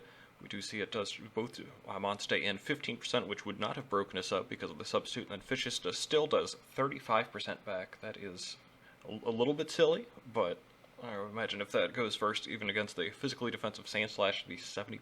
That's a little crazy. What are your thoughts on this turn and what you're planning on doing coming up, considering the damage numbers we just saw? You can go. Yeah, so I mean, for my end, I definitely like kind of want to break the Vaporeon and like do like a double into Moltres because I don't think he's just gonna stack this. I think the priority is really helpful versus me and Ice Shard. But it just doesn't seem to be worth the prediction risk for reasons I discussed previously. So I'm just gonna fish this round again. Yeah, and like I said, I thought he was Scarf, so this is just absolute free Vaporeon. And that is, in fact, what happens. Pretty easy, simple turn here. Chad, I know you mentioned that Moltres may be the answer here to the Vaporeon. I don't remember. We're probably a turn behind that actually going into it. But what's the idea behind Moltres being the check to Vaporeon? So it has Taunt, which can shut down its heal stuff. It has Nasty Plot, so it can set up and wall break through it, and it has Rest, so it can heal off any damage. So I think it's pretty much, it can pretty much just stop whatever this is trying to do. So, and it has, it doesn't have any Spadef, but it has pretty much full HP. And of course, Michael with the safe wish there as well. So pretty much no matter what happens, you're set up. Yeah, in case he wasn't Scarf, Freeze Dry is doing like 40% max, so Wish, protects me from that, lets me pass it to something else if I want. It's just safe. It could have been an interesting situation there if you did Wish and then try to see if maybe you can heal up the Sand Slash, or depending on if you're expecting him 100% not going to go fish this rend. Could have been an interesting situation. Heal something back up if it takes a hit switching in. Right. All right, so it looks like potentially a little bit of a weird stalemate here. We're going to have a few turns of just these two on the field. What are your respective goals having these two on the field? I just want to stall break this to get to the point where maybe something can actually KO it when it comes in next. Like if I give Vaporeon to like say I'm just saying for example 40%, it probably can't switch into Cinccino because it'll be 2-hit KO'd by pretty much any of its moves. And I do view Vaporeon as a really big threat to my team, so I'm definitely happy to sit here and trade and kind of chip it down. I do choose to attack this turn though because I don't want him to wish up the Sand Slash because Sand Slash is a pretty big threat, and I don't see really anything that Vaporeon would do being like a massive risk to this. So. Yeah, I mean, I definitely have more to lose in just kind of stalling this out, but, I am not worried about taking too much damage from it. I want to get rid of those last two turns of Reflect. It doesn't usually have recovery, or very good recovery, although it does have Rest in this battle. So I just, get damage off on one of the more offensive threats, stall out Reflect, with kind of minimal risk to myself. Alright, we're going to let a couple of turns go here too, as these two kind of stay in a little bit Fiery Wrath flinch, into which healing it right back up. As Chad alluded to, the taunt comes out to stop Wish. I'm going to trade just a little bit here. Fiery Wrath to another flinch, of course. This turn, Chad decides to Nasty Plot up a little bit, trying to get perhaps that little chip to get it down to that 40% he was alluding to earlier as taunt ends. And then Chad decides not to renew the taunt, but trying to potentially predict that. Michael ends up scalding anyways and gets the burn. So we see a couple of smaller goals accomplished here. Chad did get this thing pretty low. I think after lefties that's going to be right at about half or so. And Michael does in fact get the burn on it, which in a couple of turns will bring that below half. Anything about this exchange you want to comment on? So I guess one thing from my end is I was actually thinking of running Chestoberry on Moltres, which would have been very helpful in this case. I was just a little too worried about hazards and switching around to do it, but I think maybe I should actually kind of trust myself more with items because like that would just be kind of a free rest here, which would definitely kind of ease my game because like obviously whenever you have a rest you have to wait 2 turns, which can be very inconvenient. I think I pretty much just want to stay in here and try and break through this again. Like I could maybe predict this and predict when he's going to switch out, but it just doesn't seem really worth it from my perspective. So. Yeah, I mean I did what I wanted. I'm still decently healthy. I've got lefties I can get back. There's things I can wish on. And this thing is almost at half. And the burn there, I was actually definitely fishing for on the last Scald because of the exact kind of damage it was going to be out, and the fact that burn chip will not activate Berserk. Which I guess we'll kind of see here on the very next turn as well. That makes it an easy protect if that is in fact the goal of trying to get it into the range for Berserk without actually triggering it. So an excellent play there with getting the percentages correct. Yep, that was just free lefties and free burn damage there. Right, we're going to go to turn 16 now, where we do get that taunt finally, which will stop the Wish, so they'll get a little bit more lefties and a little bit more burn. Not too particularly much reason to continue to sculpt now, so that is why we're going to actually see the switch into Glade on rest. This is first turn a little bit where I think quite a bit happens. Talk to us a little bit about the switch into Glade and then the decision to rest on this turn in particular, Jed, after that. I mean, the Glade was, I was expecting a Fiery Wrath, which, you know, I could take, but there was a rest. Yeah, so I mean, I maybe could have fired at that turn, but the Moltres is getting kind of low, and I was kind of maybe banking on being able, like, I definitely didn't predict the switch there. I was banking on maybe just being able to stall out one turn of rest versus Vaporeon, which would have been nice. And I honestly didn't, I was kind of resigned at that point to him just being able to wish back up. I mean, he was at over 60%, so I would kind of be willing to eat him wish recovering just to get my Moltres back up to a good HP and maybe stall out a couple rest turn. Honestly, I think that makes a good amount of sense there. We will see, though, a switch come out from Chad going into the Dredagon, which after the critical hit Brick Break, start counting those, by the way. With rough skin damage afterwards, the Dredagon will go down for the first KO. I'm kind of assuming this just ended up being a Dredagon sack, or just trying to get some rough skin damage off. Yeah, it was pretty much a sack. I didn't really expect it to live. I didn't think I had any super great switch-ins for this, because, I mean, I could have maybe gone, I guess, like Slowking Galar, but it would have had to take at least 2 hits, and I was kind of assuming this had knockoff or something. And other than that, I mean, like, close combat was very free versus my team. Or I don't know. I guess Brick Break is for the screens, but, you know, like, a fighting move is pretty free versus my team. First KO of the match, Michael. What's that do for your team? I mean, there's no rocks coming up, which is pretty big. Also, no rough skin chip. No more rough skin chip on Gallade, Lycanroc, Sandslash. You know, so that's pretty nice. It's a piece that, you know, definitely wasn't, you know, one of the ones that I was most worried about on his side, but it was probably one of the ones that I didn't have the clearest ways to get rid of. So, pretty happy about that. But, of course, as we've seen from Chad multiple times, that does invite in the Cinccino. We do see that the answer is going to be Sandslash, which does resist the Tail Slap, but even with that being said, taking a look at the damage, of course, Chad is going to just hit one more after a little bit of Ice Shard chip, and still get the second KO 1v1 there on the KO board. Was the Sandslash also then in return a sack because it had gotten so low from those early exchanges? Yeah, so this was actually a real big turn. I switched into the Sandslash because I lived anything that wasn't a Rock Blast, which I didn't expect him to go for. And then the damage I took showed me that he wasn't Life Orb, he wasn't banned, which basically then leaves Scarf or King's Rock, and I didn't think he was going to be something as gimmicky as King's Rock, so that meant that's a Scarf Cinccino to outspeed my Scarf Lycanroc, which means my way to deal with this is the triple priority I have. So I'm low, get some Ice Shard chip while I can, and go from there. No King's Rock in the finals. Is there no respect for you, Chad?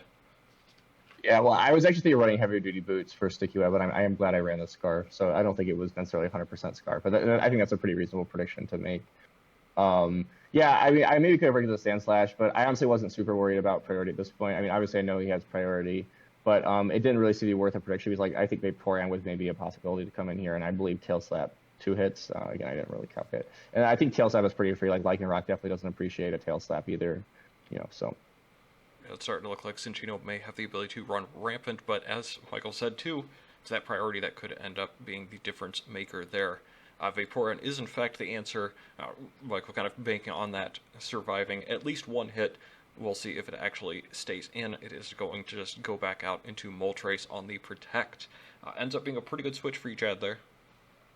Yeah, again, I really want this to be like alive again, or like awake again, and I think I just see Vaporeon as an opportunity to stall out rest turns because it's relatively high HP, and I don't think I can, like, I don't think I gain a huge amount by keeping it low at this point, and I would much rather just get the Moltres awake. So yeah. And then presumably Protect kind of as a way to scout Scarf, otherwise Bullet Seed may have come out there, yeah. Yeah, that and also just, you know, free lefties. Can't say no to that. Good, right back up to the magic number, of course, too. Nice. They swap into Lycanroc to take advantage of the sleep turn. That sure makes a lot of sense. Yes, Vaporeon won't be doing too much to Moltres, but switches sure can. Lycanroc getting that in pretty early there, Michael, but nice time to do so. Yeah, that was 100% free Lycanroc and a 100% free Stone Edge coming up. As we can see, there really aren't that many great answers to it, so it's going to be Klefki that still eats about 21%. Jed, Klefki comes in, takes over half of its remaining health, kind of forcing your hand a little bit here on the last couple turns of Klefki's life.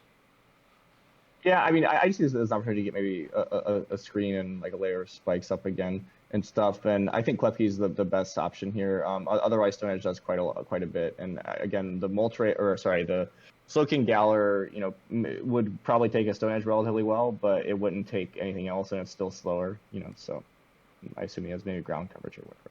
Potentially true, yes. If we do see Reflect, and Michael actually stays in, even though there was a potential for something like Thunder Wave, and then Vaporeon comes in afterwards on the layer of spikes. So, Jed, first, your prioritization on Reflect, I think makes a lot of sense, considering that Lycanroc would, of course, KO it, and you do not have Thunder Wave on it, and then spikes afterwards, pretty interesting. Michael, you stayed in for a turn on the Reflect, and then swapped out to Vaporeon. Tell us about that decision.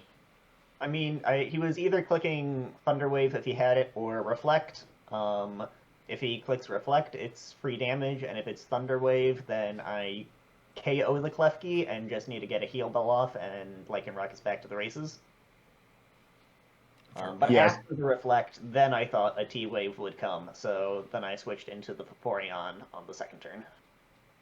Yeah, so I definitely didn't really want to run any status versus you because I think you ran Heal Bell Vaporeon a lot, and Vaporeon was kind of hard for my team to deal with. I think I just had to really chip it down. Like I don't think I had anything that was like like do this and Oko Vaporeon. I could have maybe brought Abomasnow, but I think Abomasnow didn't necessarily have the best matchup versus a lot of your priority options and stuff.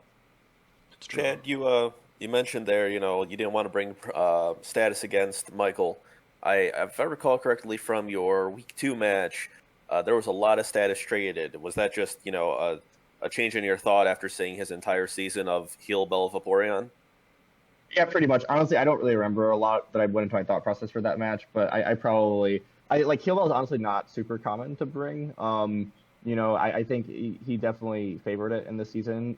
Like, I think Heal Bell is kind of underrated, so I'm not necessarily knocking it for him bringing it, but I don't think it was like that unreasonable for me to. I think we played pretty early in the season for me to like think he would maybe not bring Heal Bell, but like after seeing the full season, I definitely think the Heal Bell was a pretty likely to come, especially considering how much I favor Paralysis.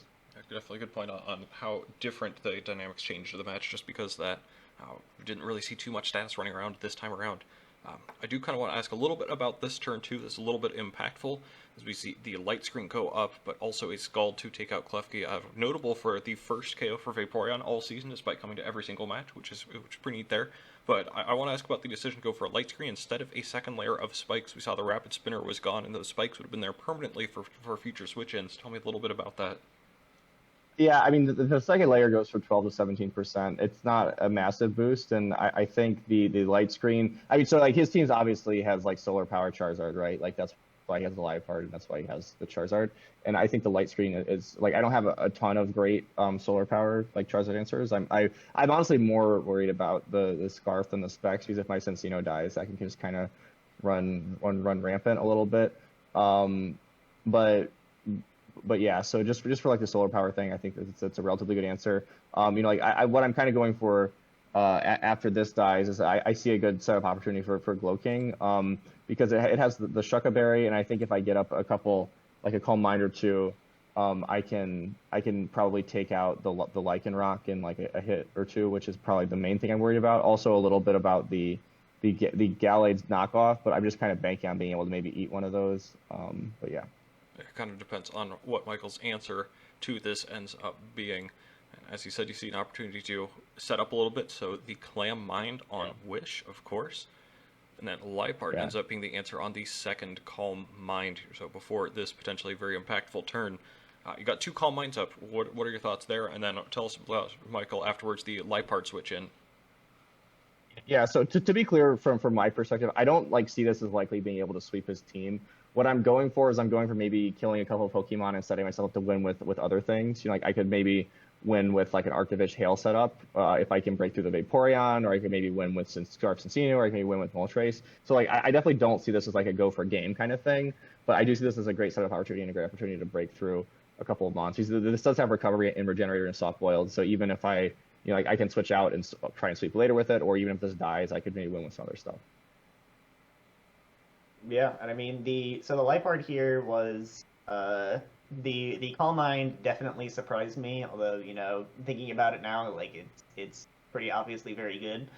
But you know, I was expecting maybe like an Assault Vest or something. So the Vaporeon could have just, you know, wished, done some scouting, but then the Calm Mind, and so I go, I guess Liepard is my answer. You know, I can knock it off, do hopefully some okay damage, get rid of whatever item it has.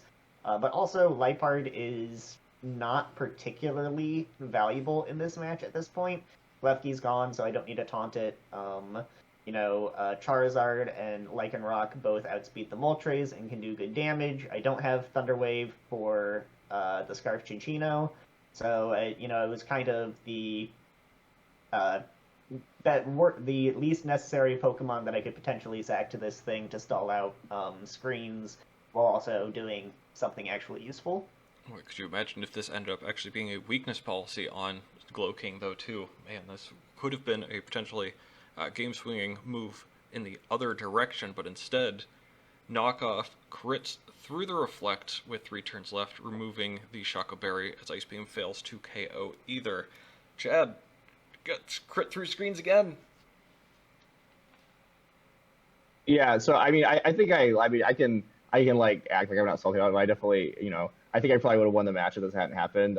But I think it's, you know, it's kind of up to yourself to put yourself in a position where you can win with where you don't have to worry about, you know, like one turn of hacks ruining your match. Like for instance, I think if I had rocks up from the Dredagon, I would have probably been in a lot better position. I could have played the opening a lot better.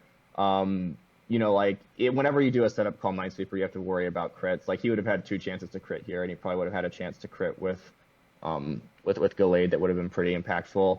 I will call out that again, like if I had run my Keyberry like I wanted to, I think I would have lived the second knockoff, assuming he didn't crit, and I could have just like soft boiled here and probably still been in a very good position. So I think I said this maybe a little before, but I think I should maybe trust myself more on the janky on the janky item stuff. So I mean, like this is obviously a bad position, but like you kind of have to accept the position as it is. And at this point, I don't want to stack my Glow King because I can get it up to 40% with a regenerator switch. I think I just kind of want to go like Moltres here and, you know, kind of try and make the best of that situation. You know, obviously this is very unfortunate from my perspective, but you know, it kind of is what it is. That's true. We do actually get to see you go into the Moltres here to get another turn of Sleep Off in the next turn too. As we do get a free knockoff to get rid of those boots, which haven't actually made too much of an impact yet. We'll go one more turn into the future here as well to see Player Off actually only doing 20% on the second turn of Sleep. Michael, your priority doesn't work on Moltres because it's a dark type, and Player Off doing probably less than you expected. Yeah, I'm definitely less than I expected. I brought Player Off on the Liepard because it does over half to uninvested Moltres. And, you know, I did less than 25% behind Reflect, so that's math. But at the same time, you know, like I said, Liepard isn't doing, you know, a whole lot in this match, and, you know, I can get damage off. That's true, and that's pretty much what we're going to see happen. Well, actually, it's going to be Sunny Day to help someone else get the damage off as Liepard goes down. That seems to make a lot of sense. We do still have another turn of Light Screen up, but Charizard can now potentially come in. Actually, though, it's your other favorite Sun Sweeper. It's the Lycanroc. So the decision to just let it go down and Sunny Day up probably makes a lot of sense if you're predicting chat to just go for the attack move, and Lycanroc makes a lot of sense as the answer. Yep, with the Heat Rock, Sana's going to be up long enough that, you know, Charizard can still use it later, but right now, there's the Reflect just went down, so Stone Edges are back online. And Chad, you really don't have much for rock type moves in this case. Are you hoping for a miss, or what is your plan here? So my high level plan is, I think the best thing for me to do is kind of stall out Sun Turns. His Charizard is a really huge threat to my team. I definitely see Arctivish as probably the least useful member of my team because he still has the Vaporeon. I like Arctivish obviously would maybe be a good sweeper if the Vaporeon's gone, but I see, I have the Cinccino, which I think is very good versus his team, and I have two other potential sweepers in the Glow-King and the Moltres. So that's kind of my priorities with keeping those alive. So I'm basically just like sack the Arctivish and then go Cinccino, and then go for a Bullet Seed, I believe, because I'm pretty sure Bullet Seed KOs from here. So that's totally fair. And we see the Arctivish goes down on the final turn of Light Screen. Cinccino does make a lot of sense as the answer here too. We're about to see some damage checks here with Cinccino just kind of firing away. Indeed, Vaporeon takes a little bit from Spikes, and Bullet Seed looks pretty close, but not quite a two-hit KO there, I believe. However, Vaporeon had already taken so much chip that Bullet Seed does enough to potentially KO it the next time around. Like, we're going to have to talk about this sooner or later, but the follow-up switch was into Gallade. Talk to us about the Gallade switch. I wish I didn't have to. The Gallade was 100% a misclick. I thought he was Scarfed. He just clicked Bullet Seed. So Charizard was super free there, absolutely swallows the Bullet Seed, and then, Specs Fire Blast in Sun destroys whatever is on the other side of the field next turn, pretty much whatever, he decides to leave in there. But I apparently clicked Gallade, which, thank God, it lives, and, I just have to salvage, what I can of this situation here, which is using a Vacuum Wave. It's a little bit of chip before Charizard comes in. We talked a little bit about you predicting that the Cinccino was potentially scarfed or locked in there. Also, shout out to another layer of Spikes, which could have finished off the Glade and taken advantage of that mistake as well. But Charizard is in. Jed, we talked about the rock moves having no switch-ins. This really doesn't have anything either with 3 turns of Sun left. Yeah, so basically this is just I think I have a pretty bad position right here. Like, I honestly don't see myself as likely being able to win the match, but I'm obviously still going to try. And I think when you're trying, you have to kind of count on like chokes, and you have to count on making crazy predictions. So like this is just me stacking the Glow-King, and then honestly like Rock Blast is pretty free here. I bet it would at least 2-shot Vaporeon and Lycanroc, and it obviously KOs the Charizard. So I think Rock Blast is pretty. So kind of very spammable at this point. Yeah, we know that's not Assault Vest, but kind of curious to see if maybe that crit mattered or not. Haven't done those calcs, but poor Glow-King getting crit twice in its lifetime there. Yeah, it would have definitely been able to KO next turn, so I don't think it really mattered that much. But yeah, it is kind of an insult to injury sort of thing. I would also be curious how the rolls and stuff went, like whether the KO to Gallade was a roll and that sort of thing. Very curious indeed. And you see, of course, your response to the now 88% Charizard will be Cinccino. Michael, you have potentially a couple options here. Rock Blast seems pretty likely to come out. Tail Slap also relatively free. Yeah, no, it's 100%. I think we had joked around about, predicting the Rock Blast miss and staying in, which I was probably closer to doing than I should have, but at this point it's just looking at what is left. Charizard is faster and can, smack the Moltres. Lycanroc is I'm going to need Accelerock to KO the Cinccino, so it's just a Vaporeon sack here. Vaporeon does appear to be the least useful member now, indeed. It's probably about the one thing that Glow-King could have been used for, and would you look at that Rock Blast? Did indeed miss. Very funny. Could have been a chance to seal it up potentially if he'd stayed in, but I understand that you could not take the risk. And as we said too, of course, Rock Blast is going to be the finishing move there. That of course forces your hand into Lycanroc. We're actually at 2v2, and this is actually looking a little bit close.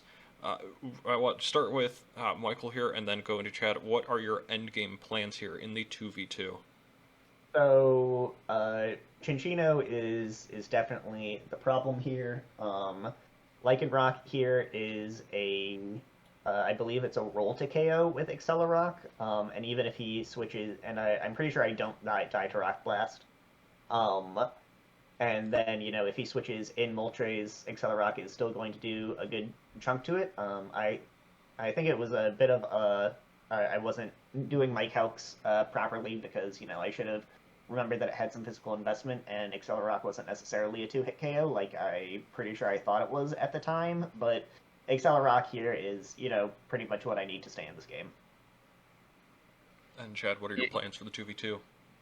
Yeah, so my perspective is I'm locked into Rock Blast. Rock Blast is pretty guaranteed to not KO. I think it might KO with like a very max roll, but I'm definitely not counting on that. I'm counting on going Moltres and either getting a couple of Stone Edge misses or, the Accelerock not being a 2-hit KO, which I'm pretty sure Accelerock won't be a 2-hit KO on Moltres. Or, some other sort of like issue. But again, like I definitely don't think I have like a super great position here. But I think Moltres is really my only option. So that makes a lot of sense, as the 76% Lycanroc going into the 73%. Moltres only does 32, which not only triggers Berserk, but also is not a 2-hit KO, as we had mentioned. Chad, I think we've talked about this turn a little bit afterwards, but what were your thoughts on this potentially last chance to get into the match? Yeah, so in hindsight, I think I probably could have gone against Cincino here because Rock Blast would have been free. Because I think the switch to Charizard was pretty obvious in my opinion. Because like if I'm pretty sure that this Fire Wrath would KO. I could be wrong about that, but again, that was probably what I had to count on at this point. And then Cincino would just kill the Charizard. So I think it was pretty obvious that he would go Charizard here. So I just stayed in Fire Wrath, but I actually think I probably would have had a better chance to win if I went Cincino. Because if I went Cincino, essentially what I could have done is I definitely could have KO'd the Charizard or 2-hit the Lycanroc if it chose to come back in. And basically I think it would have came down to forcing him to hit some Stone Edges and stuff. But I think I don't know. I'm honestly pretty happy with how I did in this match, just based on how bad the positioning was from the Glow-King crit. Like I think I still had a pretty reasonable chance to win here if a couple of rolls went my way. So did you think the Lycanroc was scarfed? Oh yeah, I definitely thought the Lycanroc was scarf. I think it was because it did non-boosted damage, and it was I think it stayed locked into something that it probably should. Oh yeah, it was when it didn't switch its move from Stone Edge on the Klefki. I was like, oh yeah, that's like probably scarf. But yeah. I definitely thought. And did you have second thoughts about going out into the Charizard here at all, Michael? It would have been a big brain play if Chad had also made the big brain play. No, not at all. Because, like I said, I need Lycanroc to deal with the Cinccino. Charizard can easily, take an attack from this thing and then hit back. And also, looking at the calcs, because I actually have some Spadef investment in Lycanroc, I guarantee live a Fire Wrath if he's not a boosting nature. So if I, even if I end up sacking Charizard, if I then can kill the Cinccino with an Accelerock, I can then use 2 Accelerocks to kill the Moltres after that. And of course, we're going to see the turn play out where you do switch to Charizard, and the +1 Fire Wrath does over half, but does not KO, and that means just a free fire move coming in here. Again, pretty obvious that Chad absolutely needs Cinccino for the win con. So of course, Flamethrower, just so strong from specs, is going to get the KO there. Was there any thought of doing anything other than Rock Blast? I'm not sure that Tail Slap would possibly do enough to Lycanroc, so probably had to just assume on that the Rock Blast roll would KO than the Lycanroc follow-up, yeah? Yeah, so to KO the Lycanroc was a roll with Rock Blast, and it was just kind of what I had to count on. Or I was honestly maybe counting and maybe get a crit on one of the hits too, because I think it's when you have 5 hits, you can it's not that likely, but it's just I think really my only win con is going for Rock Blast here. But yeah. And then of course Accelerock has to be the move choice as well from the Lycanroc. Were you worried that this wouldn't KO? I'm pretty sure that I can actually pull it up right now. So I was running HP too. I don't know if that matters. Well, so I mean, like, I was just looking at uninvested, and Accelerock did 34 to 40, so it was 100% roll, and it was 100% what I needed to win. So you know. Who we've already seen the end screen. So of course the Accelerock KOs ending the season on a roll like that. Oh my goodness. So again, a lot of credit to Chet for climbing out of a couple of the holes, potentially self-created, potentially created by the crit onto the cloaking there. But also congratulations to Michael for just making the correct plays to get into that position. Steve, this was, again, probably the closest finals match we've had. I know that as commissioner of the league, this had to have been a blast to see the season work out and end like this. Oh yeah, definitely a great way to end the season. Loved the match, very very close. Love seeing a 1-0 finals instead of some other finals that have been a little more one-sided. But great to see, great cap to the season, and looking forward to the next one. Absolutely. And both the semifinal matches I thought were very awesome as well. Chad, I know it's disappointing to lose in the finals for the 6th time, but you started off as the 6th seed and got 2 big upset wins. What do you have to say about your season?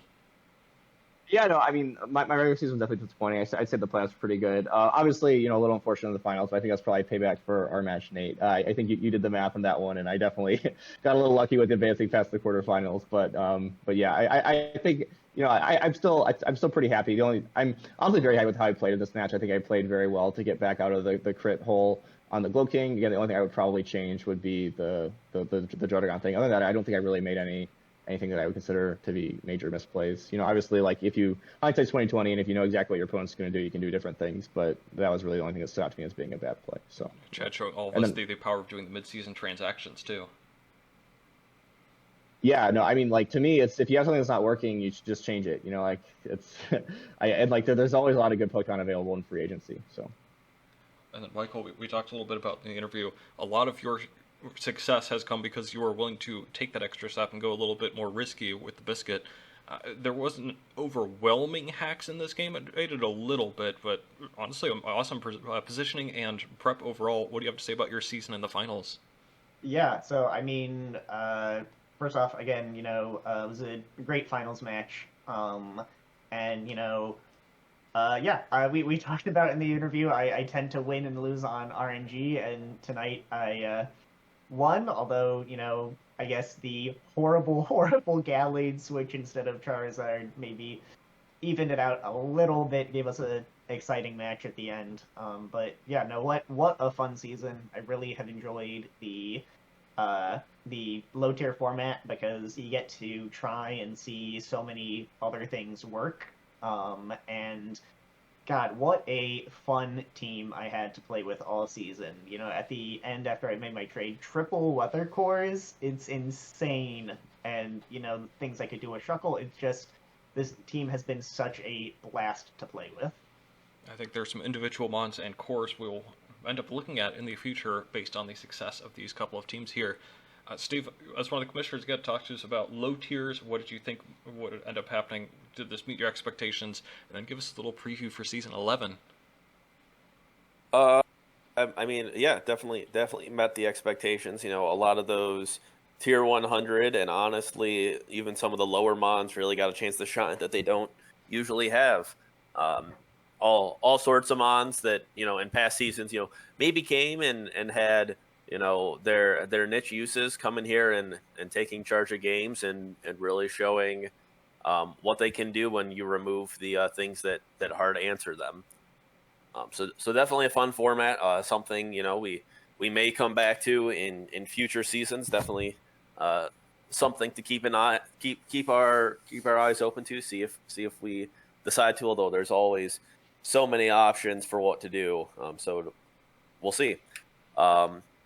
Looking forward to season 11, starting within, a month or so for season 11. We have discussed and we're looking to take it back to a normal draft league. However, especially after this low tier format where we really got to look at the lower point value mons for this next season, we're looking to bump up the point total for the draft, get players a little more chances to use those higher tier mons, get a little more flexibility in what you can take as a way to close out the 8th generation and get to use the mons we didn't get to use this season.